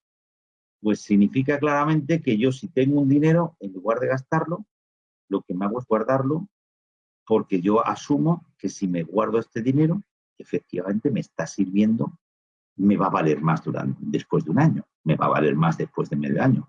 ¿Qué significa si yo me guardo el dinero? Pues obviamente que no hay consumo. ¿Mm? ¿Qué significa que no hay consumo? Que entonces los precios van a bajar. Fíjense, y les añado un tema, vale, entonces ahora le estoy diciendo por el ENDACA, ¿no? Es decir, por un lado, por la, ¿cómo se llama? Por el yen alto, las importaciones eran más baratas. Pero también hay otra de las características de la economía japonesa, les he hablado, ¿se acuerdan antes? Que les he hablado de unas cosas que eran positivas en su momento y que dejaron de serlas. Estaba hablando de la inversión, es decir, hacer mucha inversión fue positivo en un momento, pero en un momento determinado pasó a ser negativo, porque no se puede gastar demasiado en una inversión si no te da producto, ¿no? El caso más bonito es el de la televisión la de 1125, ¿no? Se gastaron muchísimo dinero en las televisiones analógicas, ¿no? Claro, pues luego pasó con lo de que las televisiones son digitales, pues todo ese dinero que se gastaron fue caro. ¿De acuerdo? Bien, pues le voy ahora al otro tema de la inflación. Venga, ¿cuál es una de las razones del éxito económico japonés? Venga, el ahorro. ¿De acuerdo? Bien, ahí el sistema bancario y sistema de correos, no se olviden, permitió que los japoneses ahorraran mucho. ¿Qué significaba mucho? Que había muchos japoneses en las ciudades, en los bancos, y en las zonas rurales, en las cajas de ahorros, en ¿cómo se llaman? Las oficinas de correos, se guardaba el dinero. ¿De acuerdo? ¿Eso qué permitió? Pues fue una de las razones cruciales por las cuales las empresas japonesas pudieron hacer inversiones o pudieron pedir dinero sin que les pudiera, ¿cómo se puede decir?, costar mucho. ¿De acuerdo? Es decir, gracias a razones X, no me meto, el gran ahorro de los ciudadanos japoneses pasó a ser a los bancos, a pasar a los bancos, tanto correos, tanto los estatales como los privados, no me meto en eso, y de los bancos entonces se pasaba a las empresas. No se les decía a los japoneses, no se les incitaba a los japoneses, por ejemplo, a que invirtieran en bolsa. ¿De acuerdo? Bien, entonces los japoneses tenían ese dinero pasaba, vamos a decirlo, automáticamente a las empresas y gracias a ello las empresas podían, vamos a decirlo, invertir mucho más para vender mucho más. Claro, ¿qué significa eso? Positivo, ¿verdad? Claro, el caso más claro es los bonas, ¿no? Los japoneses suelen cobrar en torno a los 19 salarios anuales, porque aparte los 12 meses y las 2 extraordinarias empiezan a recibir bonas, pues eso de si la empresa va bien, etcétera. Claro, ¿qué ocurre si yo de repente, si yo cobro, por ejemplo, 2.000 yenes y hay un mes en el que me gano me gasto 8.000, gano de repente 8.000 yenes, ¿no? El sueldo normal, la extraordinaria, el bonus por no sé qué y el bonus. Bueno, pues entonces lo que hago es automáticamente lo meto en el banco, ¿verdad? ¿Qué significa así en el banco? Pues obviamente pues, lo que les he dicho, que a la empresa le está viniendo bien para exportar. Bien, ¿eso es positivo? Efectivamente, en su momento se puede decir que es positivo. ¿Cuál es el problema cuando les estoy diciendo esto? Pues que hay un problema muy importante, ¿no? Es decir, que si yo apenas gasto, el mercado interior se retrae con mis pocas compras. Entonces, lo que era positivo en un momento determinado, ese mercado interior que es tan importante, si ese mercado deja de consumir, pues ya, por supuesto, significa que eso que era positivo en un momento a la hora de la exportación deja de ser. ¿De acuerdo? En parte también porque las empresas tienen otras formas de ingresos. ¿De acuerdo? Entonces, cuando estamos hablando de esta espiral de deflación, significa que los que les he dicho, por un lado está estos precios más baratos por las importaciones más baratos, pero también estamos hablando claramente de que yo ahorro cada vez más porque sé que los precios van a bajar. Eso influyó mucho también en la burbuja en el caso de los terrenos, etcétera, ¿no? Se sabían que estaba muy caro, entonces yo conviene que ahorre el dinero para poder gastármelo. ¿De acuerdo? Entonces, esto es lo que le quería comentar de la espiral de deflación. Es decir, en un momento determinado deja de ser tan positivo y lo que provoca es precisamente algo negativo, como les digo, esto del gasto. Perdónenme que les diga otra cosa también sobre el Japón, de las cosas que fueron positivas en su momento y negativas, y precisamente me viene bien con la siguiente pregunta. Fíjense, cuando les hablo de lo positivo y lo negativo, ¿no? Fíjense, la lealtad de las empresas, ¿no? Es decir, los japoneses eran leales a su empresa, ¿no? Entonces, una de las razones del éxito económico de Japón, obviamente, ha sido el ser leal a la empresa, que yo para mí es y ser temerarios, ¿no? Es decir, los empresarios sabían que, venga, vamos a meternos un berenjenal, vamos a poner una fábrica, vamos a intentar fabricar esta cosa que es muy complicado, pero estamos todos implicados. Y cuando digo todos implicados, digo, por supuesto, el empresario, digo, por supuesto, los altos cargos, pero también los miembros de las empresas. Si nos tenemos que quedar hasta las tantas para servir un pedido, hacémoslo. Vale, muy bonito, ¿no? Pero ¿qué significa eso? Que el que yo tenga trabajadores leales me puede venir bien en unos momentos. ¿Pero qué significa también? Significa que a la hora de una empresa, significa que los trabajadores básicamente son leales a las empresas y saben hacer y están pasando por los diferentes departamentos, el de ventas, el de producción, etcétera. ¿Qué ocurre con la empresa? Que en un momento determinado, cuando hay competencia, cuando estoy diciendo a partir del año 89 ya hay competencia, ya pueden entrar las empresas de otros países, ahora ya en un momento determinado ya no solamente necesito empleados leales, sino también empleados especialistas. Empleados que si son muy buenos le tengo que pagar más, o si son muy buenos le tendré que quitárselo a otra empresa para que venga la mía pagándole más dinero. ¿De acuerdo? Eso es un poco lo que ha ocurrido también en Japón. Es decir, había ese pacto entre las empresas de que no se quitaban los trabajadores de unas empresas y otras. También había esos trabajadores que sabían que en un principio cobraban muy poco, pero a partir de los 50 años sus salarios iban a subir mucho y eso era positivo. Pero ahora está claro que las empresas tienen que competir no solamente dentro de Japón, sino también con el extranjero. Y que ya esos sueldos no se pueden permitir y que ahora hay que tener la mejor tecnología, no solamente los trabajadores más. ¿De acuerdo? Vale, pues no sé si tienen alguna pregunta, era eso lo que quería saber. Y ahora paso un poco a la pregunta que me hace Carvajo, ¿no? ¿Nos podría comentar alguna cosa sobre la diversidad de la población en Japón, las poblaciones indígenas y las... Vale, pues venga, aquí les quería decir, claro, pues eso, dentro de esa idea de los trabajadores leales, pues entra claramente que el trabajador que tiene mi cultura, obviamente es más leal que el trabajador que no tiene mi cultura. ¿De acuerdo? Bien, bien, vamos a seguir con esto. Claro, esto es uno de los problemas que ha habido, ¿no? Es decir, venga, dentro de eso bien que funcionaba la cultura japonesa, Claro, cuando deja de haber japoneses que están capaces de hacer este trabajo, pues, ¿cuál es el problema, no? Aquí empieza, ¿no? Japón ha pasado a necesitar trabajadores extranjeros básicamente desde los años 90 y ahí es el problema. Es decir, ¿qué trabajadores nos vamos a... Fíjense, aquí tenemos un poco que ver los españoles o los latinos, ¿no? Una de las primeras opciones eran los Nikkei. Los Nikkei son los japoneses de segunda generación. Lo que pasa, bueno, es una palabra que ha servido para segunda, tercera, primera, para cual, es decir, los japoneses que están viviendo en el extranjero. La gran mayoría, fíjense, de los japoneses que han inmigrantes japoneses en el extranjero, la gran mayoría de ellos volvieron, ¿no? Porque había muchos en China, había muchos, por ejemplo, en Micronesia, en Corea, etcétera, pero todos ellos tuvieron que volver al final de la vida, ¿verdad? Los únicos japoneses que siguieron viviendo en el extranjero fue en América Latina. Por supuesto, ahí hubo acosos a muchos japoneses, sobre todo, por supuesto, en Perú, que era donde había más en zonas rurales, en zonas urbanas, y había sobre todo en torno al 250.000 de personas, de japoneses en Brasil, ¿verdad? Y esos sufrieron menos acosos durante la guerra porque vivían de alguna forma en zonas rurales y bueno, pues nadie se metió con ellos. Se metieron más con los de Perú que vivían en zonas rurales.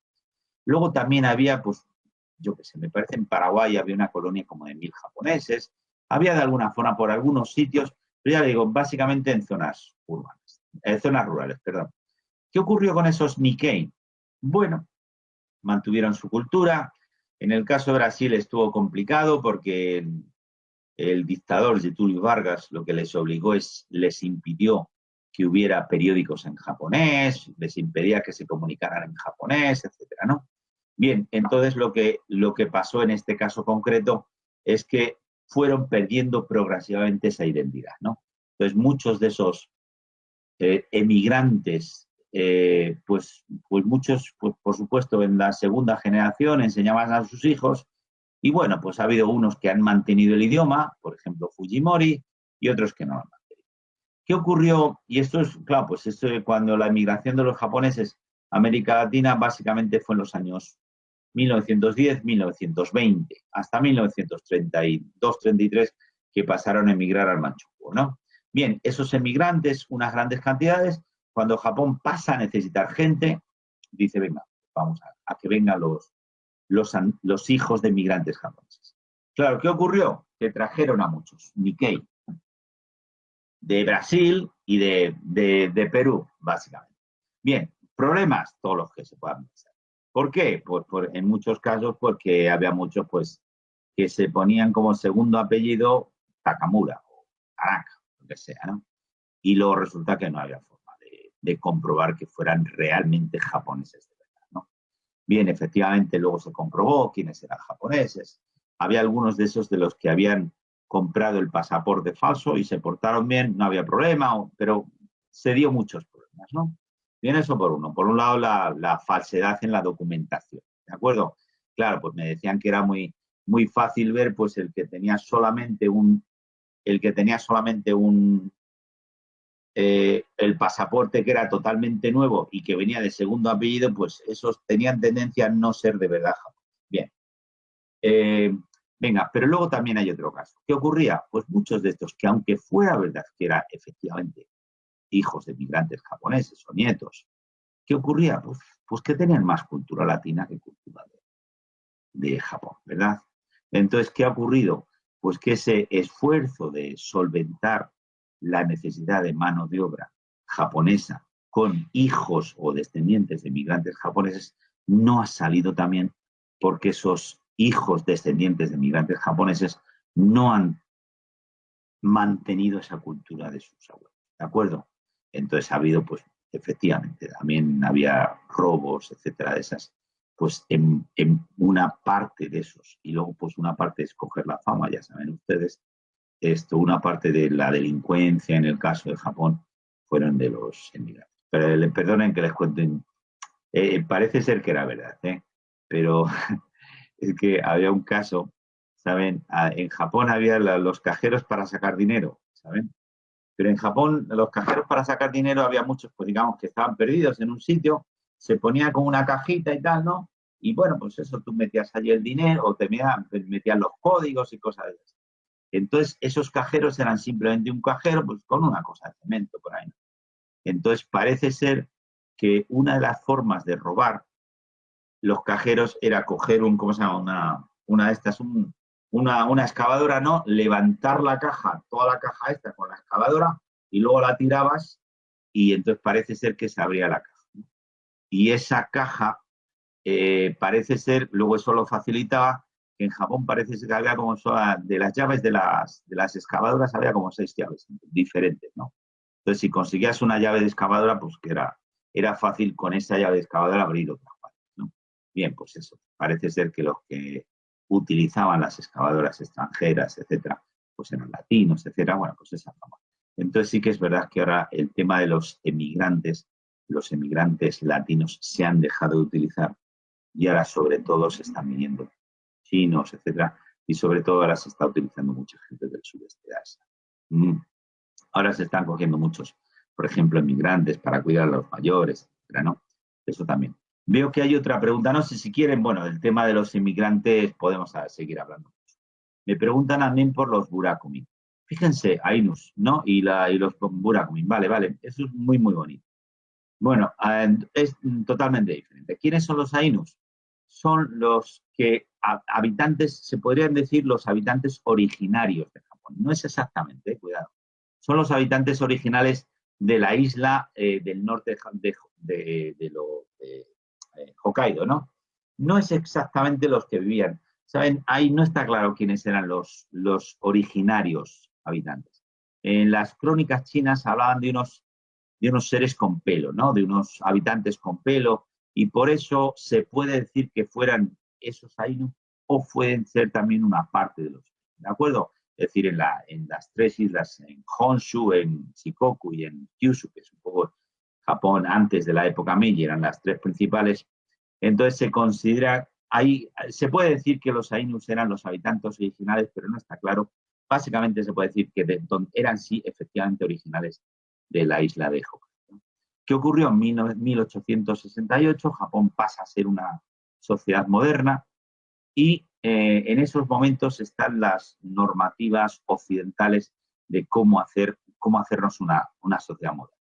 ¿Eso qué significa? Que hay que establecer unas fronteras. Ahí es cuando Japón pasa a ocupar la isla de Hokkaido, donde establece sus fronteras y donde pasa a ocupar la población ahí. Y esta. Se estableció, ahí lo copiaron de Estados Unidos, tal como Estados Unidos había hecho la expansión hacia el oeste, hicieron lo mismo, ¿no? Hicieron un instituto de desarrollo de Hokkaido, imitando el caso, bueno, cuando les digo imitando lo que habían hecho los Estados Unidos, incluso en el set de la comida, ¿no? Es decir, allí, por ejemplo, en ese instituto han de comer solamente hamburguesas, durante unos años. Luego ya se vio que era una locura eso, ¿no? Pero un poco siguiendo la idea de Estados Unidos. Y les digo una cosa, con el caso de los Ainu, efectivamente se ha mantenido la población. Lo que pasa es que ahora ya prácticamente no quedan Ainu. Que se está manteniendo la población y se está manteniendo la lengua. Ahora hay varios idiomas, varias radios que tienen efectivamente se está Ainu, ¿no? Se está intentando que los niños, jóvenes japoneses quedan. Ainus, solamente Ainus quedan muy pocos, entonces se está manteniendo eso y efectivamente sí se está manteniendo un tipo de población y hay unos cuantos museos, no solamente uno, hay varios. Yo una vez vi uno, le pedí que se le podía hacer una foto y es uno de los poquísimos japoneses que me lo han hecho, ¿de acuerdo? Entonces los Ainus es un problema de desaparición, es decir, que no quedan ahí, quedan solamente los Ainus. Bien, pero ahora ocurre lo contrario. Salía en el Mainichi de Japón, se necesita más a los inmigrantes que a los inmigrantes de Japón. ¿Cuándo debe España aprender de los errores? Bien, les paso a comentar la otra, el tema de los burakumin, ¿no? Ahí es otra cuestión diferente. Cuidado. Los burakumin son étnicamente totalmente igual al resto de los japoneses. Étnicamente no se les puede diferenciar. ¿Cuál es la diferencia de los burakumin? Que eran la gente que tengan en cuenta que es un país budista, que digamos lo que es tocar la carne, la sangre, la cosa muerta es una cosa que degrada a todo el que lo hace. Entonces los Burakumin son la etnia que estaba dedicada exclusivamente a tocar las carnes, las pieles. ¿De acuerdo? Es decir, tenían sus barrios apartes y estaban mal considerados por el resto de la población. ¿De acuerdo? Es decir, segregados. ¿Qué ocurrió? Que claro, llega la época Meiji, se dice que todos somos japoneses, independientes, pero sí que es verdad que hubo un cierto desprecio hacia los Burakumin. También aquí hay que decir que una buena parte de la yakuza pues también estaban metidos en negocios, etcétera, ¿no? Entonces lo que ocurrió hasta hace unos años es que, por ejemplo, si la hija o el hijo se iba a casar, lo que solían hacer los padres japoneses era ir a una serie de agencias para comprobar si el novio o la novia tenía antecedentes o era un bueno, ¿no? Y esto sí que era una gran discriminación, ¿de acuerdo? O sea, eso sí que lo ha habido, ¿eh? Y lo cierto también ahora es que ya desaparece, o está desapareciendo. Sí que les puedo decir, es que había dos organizaciones, un Frente de Liberación Buraku y había también otra organización. Bien, entonces, una de estas, de todos los cambios que ha habido en Japón al respecto, sí que es verdad que a partir de aquí se puede decir que ya esas discriminaciones en muy buena parte han desaparecido y efectivamente el Frente de Liberación Buraku reconoció que ya había desaparecido. Aunque sí que se puede hablar, y eso hubo una película muy bonita, ay, ahora no me acuerdo, eran de los Hansen, ¿no? Los leprosos, donde efectivamente también se les mantenía a los leprosos en unos sitios separados, se les mantuvo hasta los años 80. Cuando en los años, me parece fue en el año 59, igual no me acuerdo bien de la fecha, donde en el año 59 ya se supo exactamente científicamente que los leprosos no nacían como tales leprosos, sino que era un síndrome, etcétera, y que se podía curar.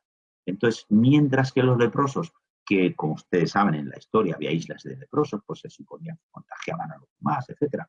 Mientras que en el resto del mundo los leprosos pasaron a formar parte de la población y fueron tratados como gente con unas enfermedades que se podían curar, y en el caso de Japón es verdad que se mantuvieron hasta los años 80 las islas o los territorios apartes. Es que no me acuerdo ahora de esa película, era muy, muy bonita, muy, muy bonita, ¿eh?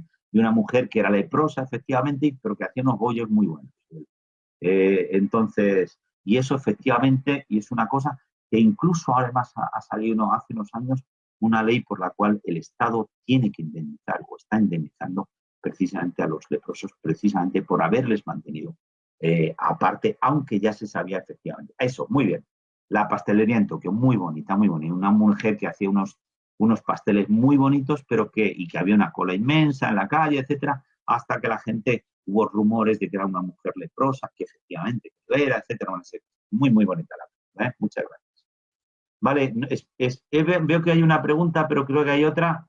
Los aborígenes canarios, sí, bueno, gracias por el comentario, no lo sabía, ¿eh? No lo sabía. Vale, muy bien. Gracias, Esperanza, una pastelería en Tokio. No sé si hay alguna pregunta, lo del Mainichi. Cuando habla de la desaparición de los Ainu, habla de desaparición física o desaparición como camuflaje, invisibilidad ante una posible marginación. Mira, buena pregunta, buena pregunta. Yo estaba hablando ahí simplemente de marginación como de mestizaje, como que no queda ningún Ainu puro, ¿eh? Ahora, no, ahora parece ser que ahora ser Ainu es una cosa que mola, que puede dar prestigio, ¿eh?